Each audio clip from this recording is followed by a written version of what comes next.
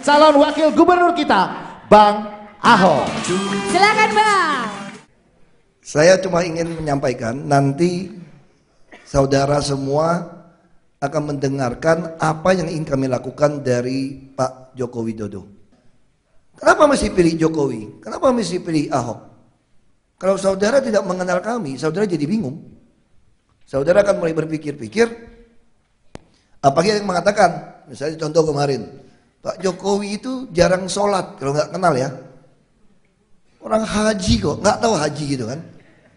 Kalau seperti itu, pernah saya ketemu satu yang sangat semangat dukung kami, begitu dibilang, Pak Jokowi itu bukan Islam itu. Iya saya dengar Katolik katanya. Alamak gawat ini. Kalau relawan ini kira-kira tidak mengerti siapa kami, harus cari tahu. Kita ada Google, kita ada website, koran juga ada. Cari tahu, bila perlu telepon ke Solo atau ke Belitung Timur, yang kenal tanya. Siapa Pak Jokowi, siapa saya. Supaya saudara yakin betul ini orang karakternya seperti apa.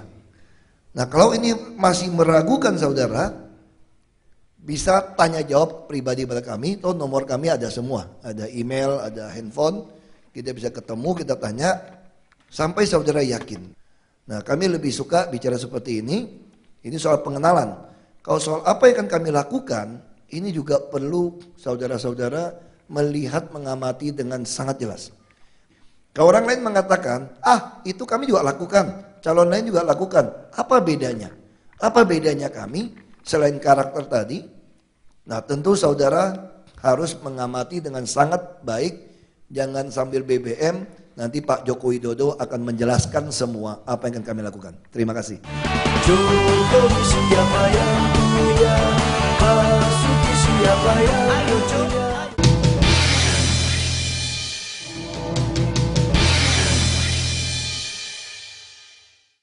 Insinyur Haji Joko Widodo.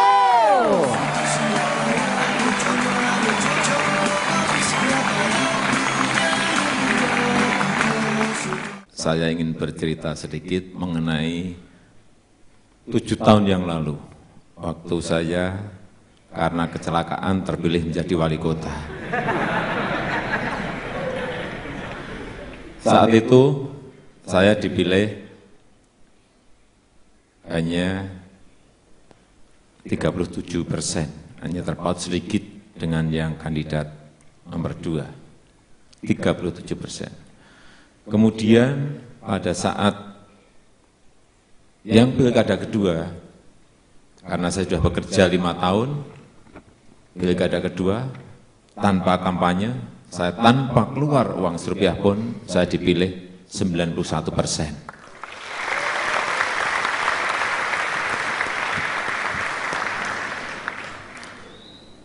Waktu pilkada yang pertama, setelah terpilih, Jumatnya dilantik. Jumat dilantik. Saya sudah 25 tahun, itu tidak pernah ikut upacara. Tidak pernah ikut upacara. Karena 23 tahun saya hidup di usaha ekspor produk-produk kayu. Sebelumnya, saya juga ikut upacara, tapi hanya sebagai peserta upacara. Hari Jumat dilantik, kemudian Sabtunya libur, Minggunya libur, Seninnya jam 7 saya masuk.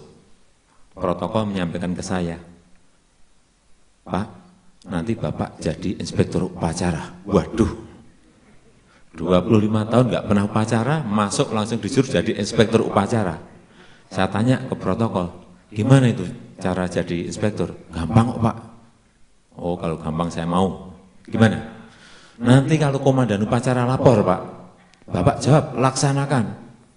Gampang. Terus, kalau nanti ada Bapak hormat saja. Saya pikir gampang. Terus, kalau nanti ada terakhir bubarkan, Bapak jawab, bubarkan. Wah, kalau itu gampang. Pikiran saya. 7 sempat di hadapan 4.000 peserta upacara, saya naik podium. Mulai upacara. Komandan upacara maju ke saya, lapor. bla bla bla bla bla bla. Saya jawab, laksanakan. Langsung kembali, waduh selamat ini saya. Nah ternyata yang kedua nggak selamat. Hormat, gerak. Saya hormat. Saya mikir kok nggak disuruh turun-turun ini. Tapi sudah bermenit-menit saya tadi, lebih dari 5 menit. Mulai tertawa ini peserta upacara. Waduh, keliru ini saya. Terus dari depan saya peserta upacara lagi. Waduh, keliru ini saya lepas baru tadi ternyata semuanya tertawa. Besoknya masuk koran.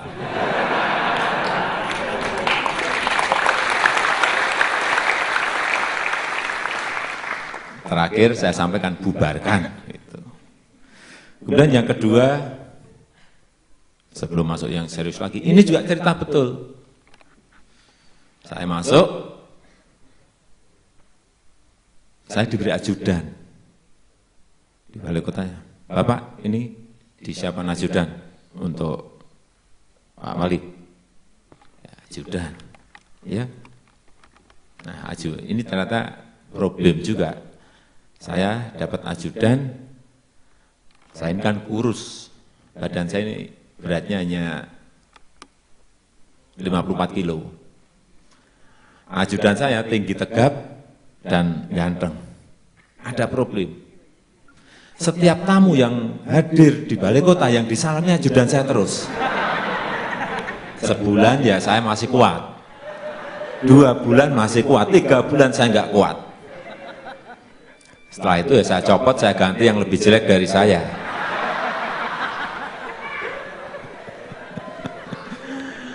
Setelah saya ganti, sampai sekarang selamat saya. Kalau ada tamu yang disalami saya terus. Pak, oh berarti saya sudah punya potongan jadi wali kota. Sebelumnya, karena ajudan saya lebih tegap, lebih ganteng, saya dianggap nggak punya potongan. Mau cerita lagi yang lucu? Nanti jadi stand up komedi nanti.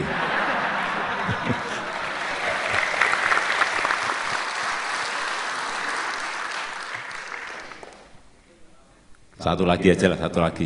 Ini cerita juga jadi wali kota. Selama 7 tahun saya jadi wali kota, saya juga kaget ya.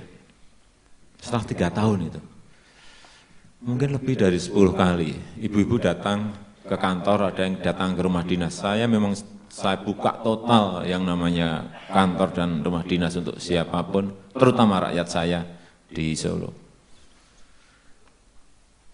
Ada mungkin lebih dari 10 kali, ibu-ibu datang bawa anaknya.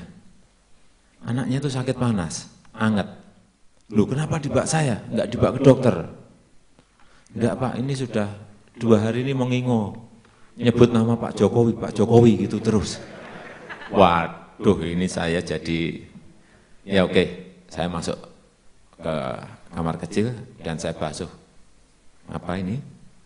Tangan saya, biar dingin. Saya keluar lagi, saya doain, kemudian saya usap mukanya anak itu. Udah sembuh, udah pulang, besoknya saya suruh cek ajudan, coba dicek anaknya. Balik, gimana, udah sembuh? Udah Pak, udah sekolah. Waduh saya sakti juga ini. Tapi ada yang ini yang lebih fatal. Saat itu saya baru hadir di sebuah kampung, ada acara. Saya ditelepon dari Satpol penjaga keamanan di rumah dinas. Pak, ini Bapak harus cepat kembali ke rumah dinas. Loh, ada apa? Pak, ini ada dua mobil station penuh dengan orang, satu RT datang ke rumah dinas. Loh, terus ada apa? Ini Pak, ada yang kesurupan. Kesurupan dibawa ke saya coba. Ya udahlah suruh nunggu. Jangan lama-lama Pak, ini orangnya ini gulung-gulung di depan garasi gitu.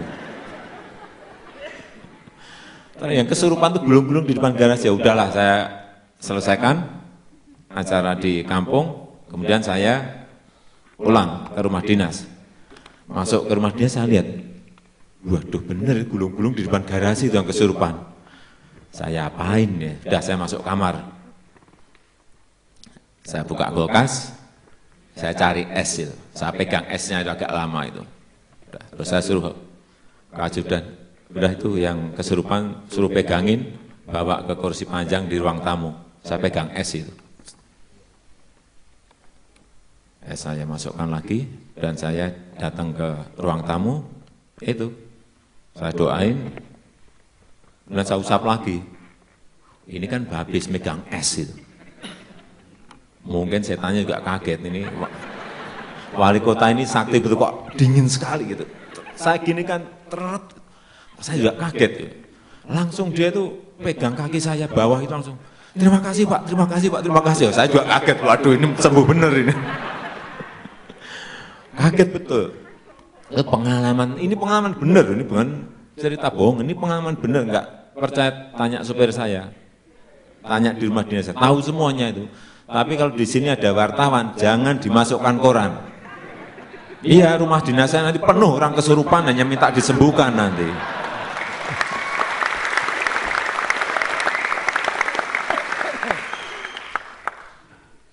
Jangan diterusin lah, nanti ini stand up komedi betul lah. Cukup, cukup. Sekarang kita yang serius. Ini, jadi kalau kita melihat Jakarta, kita melihat Jakarta. Jakarta ini adalah etalasenya negara. Orang masuk Jakarta pertama dari luar, itu akan memberikan sebuah kesan, inilah Indonesia. Jadi apa yang dilihat di Jakarta itu menjadi bayangan bahwa Indonesia itu ini. Sehingga kita harus memperbaiki Jakarta, memajukan Jakarta ini, dan jangan ada pikiran kita ini semua bangsa Indonesia. Masih ada pertanyaan di bawah. Ini kan orang dari Solo, ini kan orang dari Bangka Belitung, ini kan orang dari Medan, dari Papua. Tidak. Semua warga negara Indonesia punya kepentingan yang sama dan harus mempunyai keinginan yang sama untuk memperbaiki Jakarta ini. Sekali lagi karena Jakarta adalah etalasenya negara ini, etalasenya Indonesia. Jokowi itu kan dari Solo, ngapain ke Jakarta? Semua warga Indonesia itu mempunyai dan memiliki hak yang sama untuk memajukan ibu kota ini. Dan siapapun juga orang di Jakarta juga punya hak untuk menjadi gubernur di Aceh, di Papua, di Sulawesi, di Kalimantan, semuanya punya hak untuk memajukan negara ini, untuk memajukan semua provinsi, semua kota dimanapun. Sudah enggak zamannya lagi kita berbicara, kamu dari KTP mana, kamu dari daerah mana, kamu dari etnis mana, kamu dari suku mana, kamu dari daerah mana. Kalau kita masih berbicara seperti itu, kapan negara kita ini akan maju?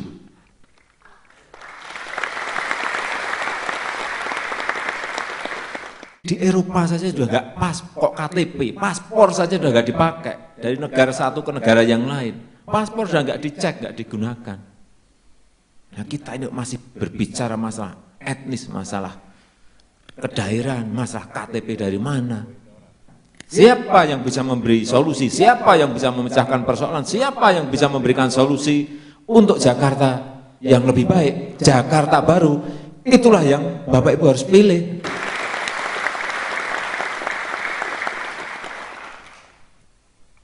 Ini masalah yang pertama, masalah macet, masalah transportasi. Orang lain banyak yang menyampaikan konsepnya, tapi makronya tidak, story-nya tidak, cerita besarnya tidak ada. Tapi kalau kami, Jokowi dan Basuki jelas mempunyai konsep move people not cars. Jadi menggerakkan masyarakatnya, menggerakkan rakyatnya, menggerakkan orangnya, dan bukan menggerakkan mobilnya. Jadi yang punya mobil jangan sekali-sekali diberikan fasilitas-fasilitas terus. Saya berikan contoh.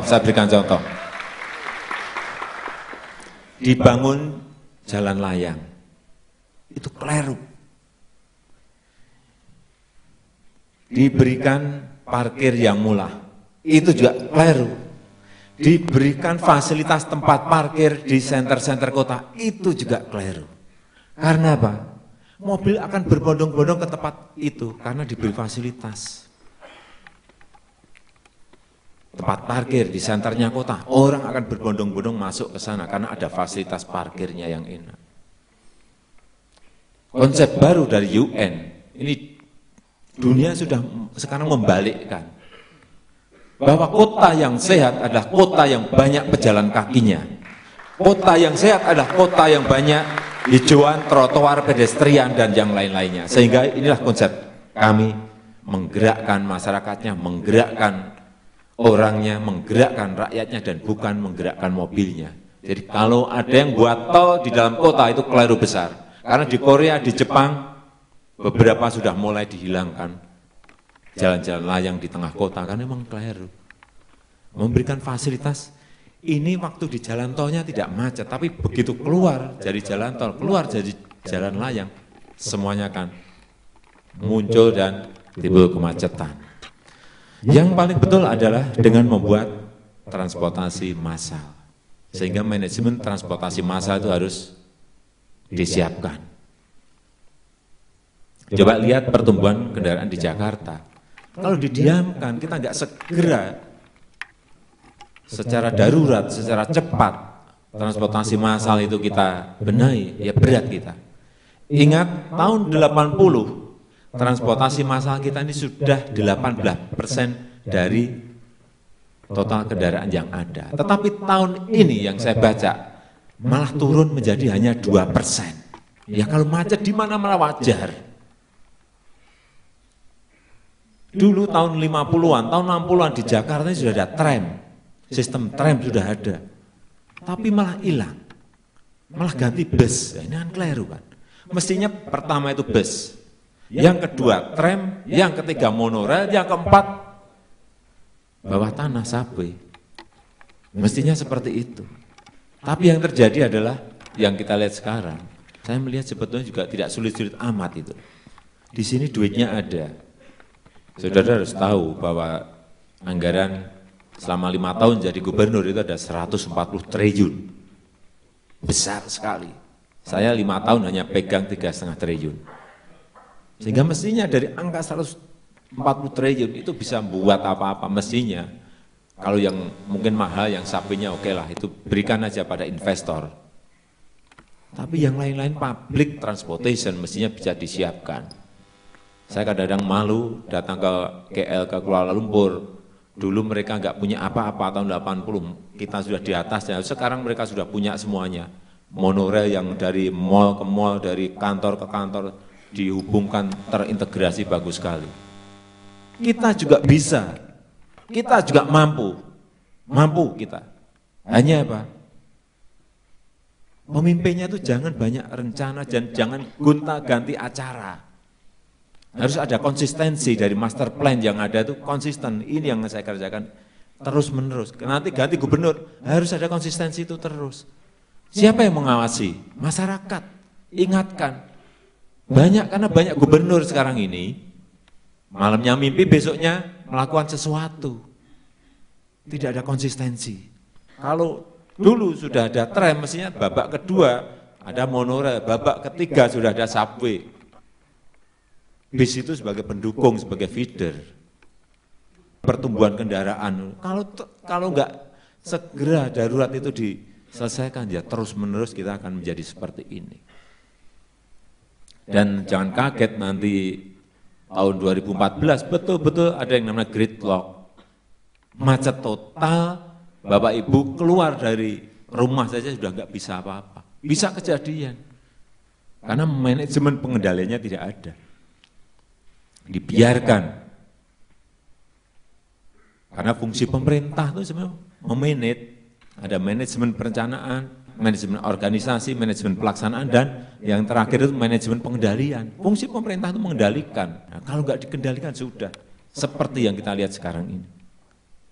Dan akibat macet itu duit yang besar sekali. 28 triliun satu tahun itu duit yang sangat besar sekali. Coba kalau itu kita ambil, kita pakai untuk buat monorail sudah jadi.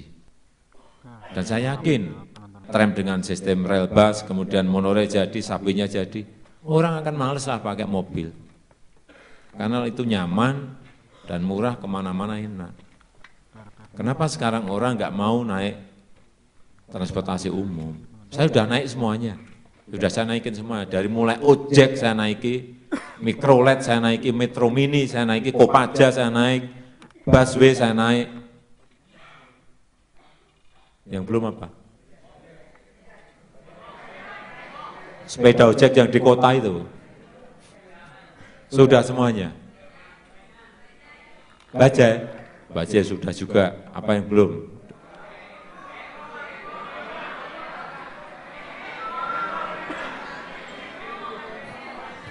Masa semuanya suruh naikin semuanya? Jadi semuanya sudah saya rasakan. Karena jadi pemimpin itu harus mengetahui medan, mengetahui lapangan. Kalau enggak yang bagaimana dia bisa membuat sebuah kebijakan? Enggak bisa.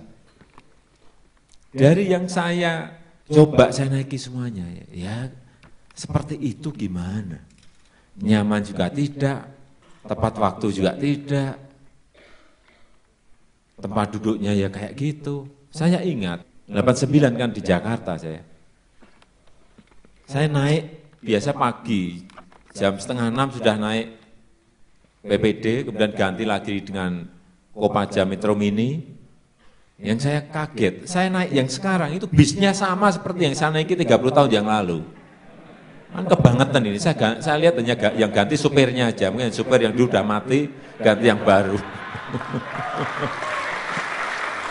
Tapi Kopajanya sama, Metro Mini juga itu. Apa enggak malu kita kalau terus-terusin seperti ini. Kemudian juga, saya juga ingin menginformasikan bahwa pendapatan dari pajak kendaraan itu memang gede sekali. 51%. Mestinya dengan uang yang ada seperti itu semuanya dikonsentrasikan untuk menyelesaikan masalah kemacetan. Tapi yang dibelanjakan hanya kira-kira 11%-nya, 10,8%-nya. Sehingga enggak selesai-selesai. Kalau saya pengennya kerja itu ya fokus, kerja fokus, manajemen fokus. Apa yang harus diselesaikan, selesaikan itu dulu. Jangan semuanya dikerjain, akhirnya enggak selesai semuanya. Nah, ini tadi yang saya enggak setuju yang ini. Jalan layang, tol layang seperti ini. Ya pas lewat di jalan layangnya itu ya sekarang yang macet ya. Mungkin bisa aja enggak macet, tapi begitu mau keluar pasti macet. Itu semakin akan menimbulkan kemacetan. Karena memberikan fasilitas mobil yang seperti saya sampaikan. Biayanya juga gede sekali, 40 triliun. Dan 25 triliunnya itu berasal dari pemerintah. Nah, kalau angka seperti itu, duit seperti itu dipakai untuk membuat transportasi massal, ya 2 tahun sudah rampung. Sudah rampung. Tapi kita ini memang selalu membuat kebijakan yang tidak konsisten. Perencanaan sudah ada, blueprint sudah ada, cetak biru sudah ada, master plan sudah ada. Tapi nggak pernah diikuti dan bisa dibeli. Kalau rencana tata ruang bisa dibeli, perencanaan bisa dibeli, ya rusaklah DKI ini, Jakarta ini. Harusnya untuk ruang terbuka hijau bisa dipakai untuk mall. Harusnya bisa dipakai subway, dipakai lagi untuk yang lain. Sebetulnya cetak birunya ada, master plan itu sudah ada. Mulai zaman Bung Karno itu sudah ada dan sangat saya lihat, sangat bagus sekali. Kalau itu secara konsisten kita lakukan, nggak akan ada yang ngalahin Jakarta, betul. Komplit kita ini sebetulnya komplit. Negara ini juga kaya raya, Jakarta juga kaya raya. Tapi pendapatan parkirnya kok kecil. Hanya 158 miliar. Nah ini juga perlu dilihat. Bahwa juga banyak pendapatan-pendapatan di Jakarta yang yang bocor. Yang itu yang harus dikunci. Dulu waktu saya masuk di Solo, pendapatan asli daerahnya, meskipun saya nggak senang sebenarnya PAD naik, tapi ini bukan menaikkan pajaknya, hanya mengelola manajemennya. Dari 54 sekarang menjadi 186 miliar, naik hampir 4 kali. Karena apa? Ya, karena manajemennya, pengelolaan manajemennya yang banyak yang bocor, yang tidak benar. Saya kira di DKI juga bisa dilakukan itu. Kembali lagi ke tadi, ke transport ya. Memang nanti yang harus dibenahi adalah busway-nya. Tapi busway untuk jalur-jalur padat nanti akan kita ganti dengan yang namanya rebus. Tram tapi sistem rebus, seperti yang ada di gambar. Kenapa diganti itu? Kalau busway itu sekali angkut hanya 40 orang. Tapi kalau dengan rebus sekali angkut bisa 400, 600, masih kurang, tambah gerbong lagi di belakangnya. Terus, sehingga orang tidak menunggu. Saya naik busway berapa kali? 3 kali. Saya ngantri itu sampai 5 kali bus baru saya bisa masuk. Masuk pun juga gini aja. Nggak bisa apa-apa. Ya kalau yang naik saya nggak apa-apa, tapi kalau yang naik orang asing ya kita malu dong. Malu kita nanti. Kalau pakai rel bus, akan menjadi sebuah kendaraan yang betul-betul super modern itu. Itu kayak TGV di Eropa yang antar negara itu. Dan itu juga murah, tidak mahal. Solo itu kemarin beli juga hanya habis 16 miliar. Mau beli berapa? Beli 100 kan juga hanya 1,6 triliun, enggak mahal. Yang saya senang, rebus ini yang saya senang. Ini buatan dalam negeri, buatannya Inka.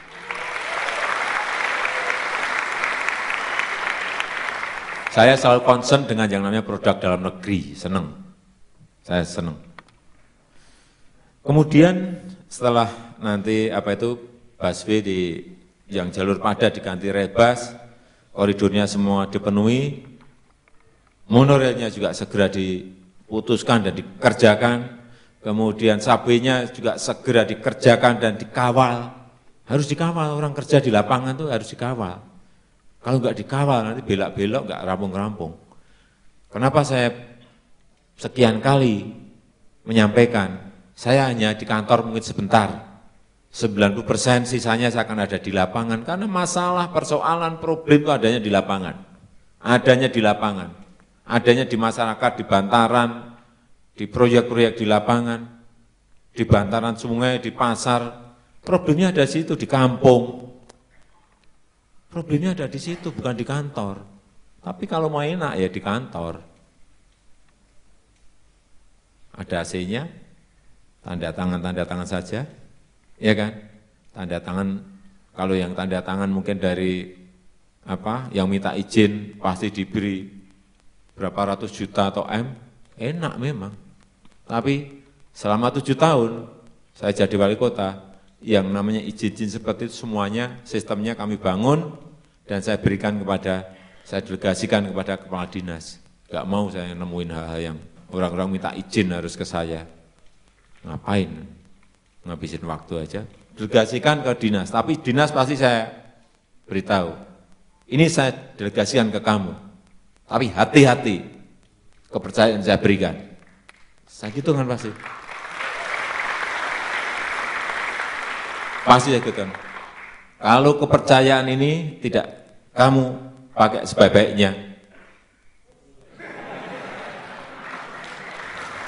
saya gitu kan, artinya bukan disembelih, tidak dicopot gitu loh. Bahkan saya tahu semuanya. Saya kalau iya dan tidak. Kemudian harus punya yang namanya rumah bersama, kantor bersama di Jakarta ini. Pemerintah pusat, pemerintah DKI dan pemerintah sekitar daerah itu. Kayak di Singapura itu Land Transportation Authority. Kalau di sini ya Jabodetabek Transportation Authority.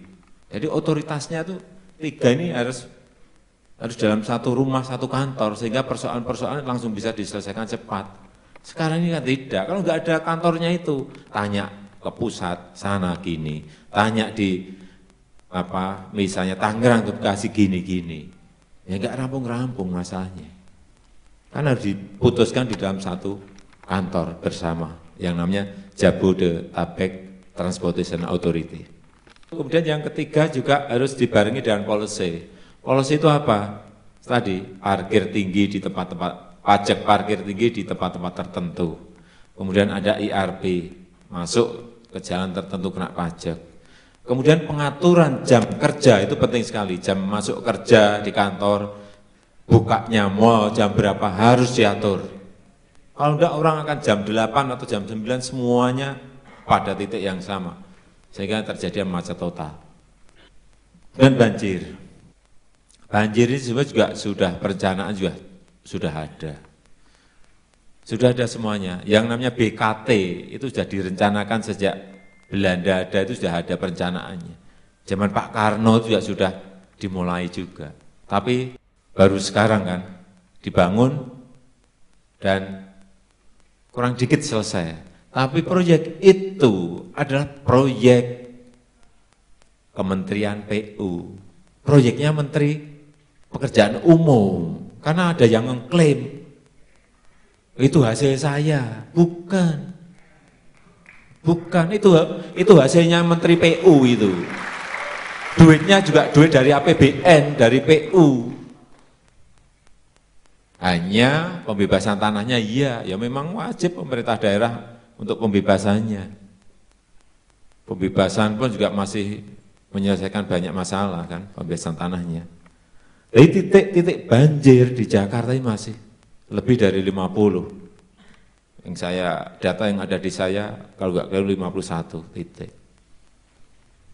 Dan ingat 2007 itu ada 48 yang tewas dengan kerugian yang tidak sedikit. 4,3 triliun. Diselesaikan dengan cara apa? Ya tadi terintegrasi antara pusat, DKI dan pemerintah di sekitar DKI. Di sana dibuatkan situ resapan air, di setiap kecamatan ada folder sedang, di kelurahan ada folder atau embung yang kecil. Semuanya selesai. Tapi yang paling penting yang saya lihat di lapangan juga drainasenya. Drainasenya itu tidak pernah dibersihkan, dikeruk. Sehingga dari gorong-gorong yang ada, misalnya gorong-gorongnya 1 meter, itu 60-70 cm itu sudah terisi oleh sedimen. Jadi yang terpakai hanya 30%. Ya air mau masuk kemana? Nah, terus duitnya yang anggaran yang segede itu dipakai apa? 140 triliun tadi, kemana? Harus ditanyakan. Gede sekali 140 triliun itu. Kalau ada pertanyaan, Pak, kita nggak punya tanah di kecamatan, di kelurahan nggak punya tanah, ya beli. Ada duitnya kok. Oh swasta bisa beli kok, kita punya 140 triliun nggak bisa beli, kebangetan kita. Swasta duitnya paling kan miliar, ini duitnya triliun nggak bisa beli. Itulah pentingnya pemimpin di situ. Kemudian bidang kesehatan. Bidang kesehatan saya harus buka kantong dulu, kantongan. Karena ini selalu saya bawa.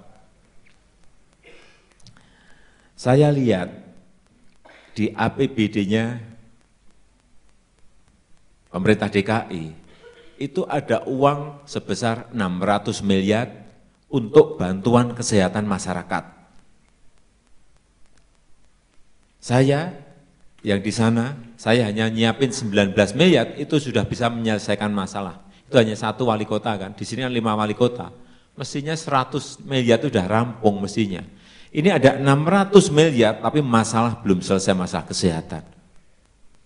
Saya berikan contoh, waktu saya di Cakung, di Cilincing, di Pademangan, di Marunda, di Jakarta Utara, di Kampung Nelayan, semua orang masyarakat, terutama yang bawah, mengeluhkan masalah sulitnya mendapatkan pelayanan kesehatan. Harus bayar. Kalau ngurus SKTM-nya juga sangat susah sekali, harus ke RT, ke RW, ke lurah. Ya kalau sakitnya hari Senin atau hari Selasa, kalau sakitnya hari Jumat atau Sabtu, nunggu Senin. Nunggu Senin. Sudah gini. Sehingga perlu yang namanya disiapkan sebuah sistem. Nanti akan ada yang namanya kartu seperti ini, Kartu Jakarta Sehat. Ini nanti anak pegang, bapak, ibu pegang, kakek, nenek pegang semuanya ini. Dengan kartu ini bisa ke puskesmas gratis, poliklinik gratis, rumah sakit negeri dan swasta gratis, sampai yang namanya sakit, kanker, dan cuci darah itu dilayani dengan ini. Ini sudah kita lakukan selama 7 tahun. Dulu waktu saya jadi wali kota, setiap hari didatangi 60, 50, 30 warga yang anaknya sakit, nggak bisa masuk rumah sakit. Bapaknya sakit di rumah sakit, nggak bisa bawa pulang, nggak bisa bayar. Tapi setelah kartu ini keluar, nggak ada yang ke saya lagi. Di sini dengan 600 miliar, mestinya itu bisa diselesaikan. Mestinya bisa diselesaikan. Sistemnya sistem kartu seperti ini. Dengan sistem kartu Jakarta Sehat. Ini yang saya kampanyekan terus di kampung-kampung, di bantaran, di masyarakat-masyarakat bawah. Dan mereka betul-betul, Pak, kapan saya dapat itu, Pak? Loh kok kapan? Ya setelah saya jadi gubernur dong, gitu. Karena kemarin saya baru gini-gini ada yang minta, Pak, saya sekarang langsung daftar, saya minta. Oke, nanti kita daftar, nggak apa-apa. Tapi kalau minta seperti ini, kan belum jadi gubernur sudah minta. Saking semangatnya masyarakat. Kalau sudah pegang ini, rumah sakit berani nolak, dirutnya pasti, kalau itu rumah sakit negeri, dirutnya langsung saya copot detik itu juga.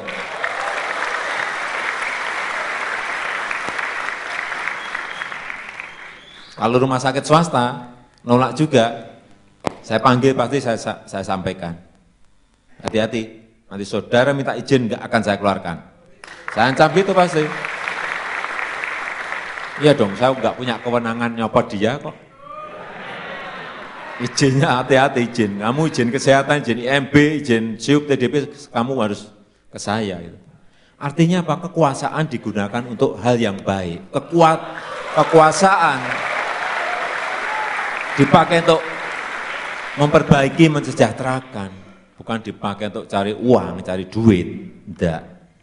Dan yang kedua kan ada kartu Jakarta Pintar seperti ini. Kartunya seperti ini. Saya lihat, jangan ada yang ngomong-ngomong lagi lah. Sekarang sudah gratis dari SD sampai SMA. Mana? Di Jakarta Utara coba sisir. Yang DO di SMP, di SMA, SMK banyak sekali kok. Nggak bisa melanjutkan sekolah kok. Padahal anggarannya kira-kira hampir 1,4 triliun. Saya nggak habis berpikir duit segede itu, nggak bisa menyelesaikan masalah. Sehingga perlu disiapkan sistem yang namanya ini, sistem Jakarta Pintar seperti ini. Anak-anak pegang semuanya ini. Udah SD sampai SMP, nanti gratis dengan ini. Dan untuk yang betul-betul yang tidak mampu, yang sangat miskin, sangat-sangat miskin, nanti pegang yang platinum seperti ini. Ini pakai sistemnya kayak kartu kredit. Yang platinum jangan ditepuki, yang platinum yang sangat miskin. Kalau pegang kartu platinum yang ini jangan bangga, ini yang sangat miskin. Sehingga nanti yang pegang kartu ini diberikan baju, diberikan baju seragam, sepatu, dan untuk buku-bukunya gratis. Dan biaya-biaya sekolah. Ini sistem yang akan menyelesaikan. Dan cara ini yang akan menggiring anggaran itu tidak bocor kemana-mana. Jadi dibangun sistemnya dulu, baru duitnya dicari. Duitnya disiapin berapapun di anggaran. Kalau sistemnya dibangun ya, duit itu akan lari kemana-mana, bocor kemana-mana. Dan rakyat tidak menikmati. Seperti itu. Dan saya lihat dulu Solo sebelum saya juga seperti itu. Ada duitnya tapi sistemnya tidak dibangun. Duitnya kemana nggak ngerti kita. Kemudian pasar tradisional. Bahwa pasar tradisional itu adalah tempat showroomnya produk petani. Showroomnya produk nelayan, ikan dan lain-lain. Yang petani tadi sayur, buah dan lain-lain. Aduh saya mau gini aja kok sulit. Satu produknya petani, dua produknya nelayan, yang ketiga produknya pengrajin. Pasar tradisional mestinya harus dibangun secara total. Jangan sampai ada pasar yang becek, yang bau, yang tidak tertata. Saya dengan 3,5 triliun itu separuh dari pasar yang ada di Solo sudah kita kita selesai dan saya berikan gratis pada pedagang. Di sini harus bayar 300-200 juta. Saya nggak ngerti orang-orang kecil yang seperti itu harus dibebani lagi dengan beban-beban seperti itu. Bahwa nanti pasar tradisional itu dibangun tapi tidak membebani pedagang seperti yang sekarang.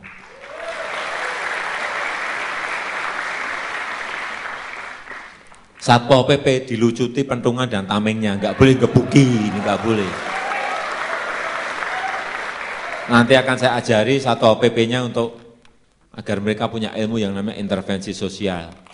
Bagaimana pendekatan kelompok, bagaimana pendekatan individu. Contoh-contoh yang sudah kami lakukan dulu pasarnya bau becek, kemudian menjadi yang baru seperti itu, tetapi kita berikan gratis pada pedagang. Saya kira usaha-usaha kecil harus disuntik. Yang gede ya nggak apa-apa, silahkan. Kalau yang gede kan diberi peluang aja sudah mereka bisa kemana-mana. Ini yang ada di Jakarta, pedagangnya semakin hari semakin tahun semakin berkurang. Dulu 120.000, sekarang hanya 80.000. Kemana mereka? Ya bercacaran di mana-mana. Karena nggak kuat bayar kios, nggak kuat mengangsur kios. Sehingga berada di trotoar, berada di jalur lambat, berada di ruang terbuka hijau, karena mengapa? Kebijakannya yang keliru, desain kebijakannya nggak benar. Itu yang harus diselesaikan. Kemudian jangan terlalu banyak memberikan ruang pada mal. Mal kita ini di Jakarta itu ternyata dari data yang ada itu paling banyak di dunia. Kota dengan mal yang paling banyak ya di Jakarta ini. 130 mall. Mestinya yang diperbaiki, yang di-upgrade itu pasar tradisionalnya. Karena apa? Kalau pemilik mall itu hanya satu. Kalau pemilik pasar itu ada ribuan penduduk kita. Dan juga minimarket. Minimarket di Jakarta ini ada 1.400-an yang tidak memiliki izin. Kok malah diputihkan? Ya mestinya nggak punya izin ya, dihilangin dong. Kemudian wartegnya, warteg yang warung kecil-kecil dipajeki ya, gimana aja itu? Nanti itu perda mengenai pajak warteg itu hapus, jangan ditunda, dihapus. Iya dong. Kecil-kecil ini harusnya diangkat bisa agar bisa levelnya menjadi meningkat ke yang di atas, jangan malah dipajeki kayak gitu. Enggak makin gede makin jadi kerdil nanti mereka. Juga masalah taman-taman kota juga sama, ruang terbuka hijau juga sama. Kita ini sangat kurang sekali. Ideanya harusnya 500. Tapi yang kita punya hanya 80 taman. Terus nanti sisanya dari mana? Ya sekali beli tanah. Buat taman. Harus berani seperti itu, harus ekstrim. Sekali lagi duitnya ada. Kalau pemukiman, ini gambaran singkat saja ya. Mestinya kayak di Kuningan ini ada banyak kantor, Sudirman banyak kantor, di Tamrin banyak kantor. Mestinya di dekat itu tuh harus ada apartemen sedang atau rusun sedang yang harganya sedang dan harganya murah untuk karyawan. Sehingga mobilitas orang itu tidak kesini berbondong-bondong naik mobil. 2 juta mobil, 1 juta mobil setiap hari masuk, hasilnya macet. Tapi kalau rusun itu, apartemen itu ada di dekat-dekat kantor, staf kantor, karyawan kantor ini tinggal jalan kaki ke kantor, tinggal naik bus atau naik tram atau satu halte cukup, sehingga murah, biaya hidup juga murah, dan mobilitas orang di jalan itu berkurang sangat drastis. Ini saya kira nanti yang akan mengurangi kemacetan. Transportasi massal enggak mau mengurangi juga, tapi yang paling banyak nanti kalau ada redesign lagi untuk pemukiman terpadu di Jakarta ini. Pasar juga sama, kita punya konsep di bawah pasar, di atasnya puskesmas, di atasnya lagi untuk apartemen atau rusun bagi keluarga-keluarga sedang dan di bawah. Sehingga mobilitas orang tidak ke pasar harus naik mobil, sudah turun ke bawah, belanja di bawah, naik lagi sudah sampai rumah, naik lift lagi sampai rumah. Sistem itu kalau dilakukan, dan saya lihat semuanya negara melakukan itu. Jadi mobilitas orang di jalan, mobil berkeliaran di jalan menjadi berkurang sangat drastis. Saya kira itu yang bisa saya sampaikan pada kesempatan yang baik ini. Terima kasih. Wassalamualaikum warahmatullahi wabarakatuh. Warahmatullahi wabarakatuh. Pak Jokowi, Luar biasa. Pak Basuki, Luar biasa. Jokowi, Basuki, siapa yang punya? Ayo Jokowi, siapa yang punya kita semua? Ayo Jokowi, siapa yang punya? Basuki, siapa yang punya? Ayo Jokowi, Basuki, bersatu untuk Jakarta baru. Ayo Jokowi.